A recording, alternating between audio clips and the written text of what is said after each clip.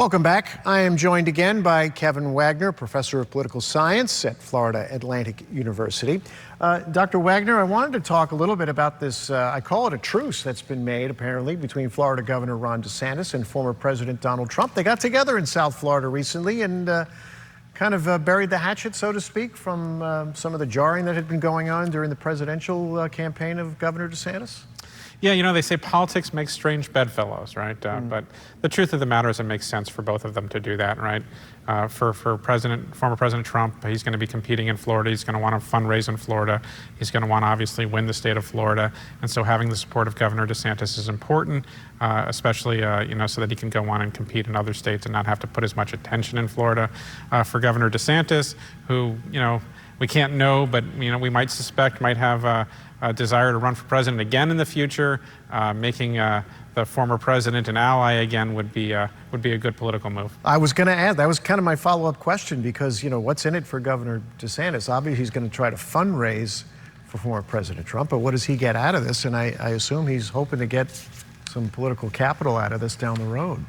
Yeah, almost assuredly, and it's important to remember that former President Trump is very popular in the state of Florida, and for Governor DeSantis, making sure that Trump supporters become DeSantis supporters again is pretty important. Well, I can also say that he's pretty popular at Mar-a-Lago because he's going to be getting a lot of visitors and has been getting a lot of visitors at Mar-a-Lago, a lot of fancy jets out of PBI because, so to speak, the vice presidential sweepstakes is underway, and I guess he's interviewing candidates.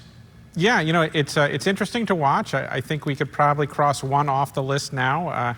It looks like Kristi Noem and Puppygate have probably eliminated her chances. I mean, this one thing we know about politics: babies and dogs generally are pretty well liked by people on both parties. Yeah, and she was a front runner, right? She was. She was certainly one of the names that people were banding about. It seemed, you know, since it's really up to the former president to pick, it's really hard to know how high up the list she was, but she was certainly a name people were talking about. Yeah. Any parting shots for us on this Sunday morning?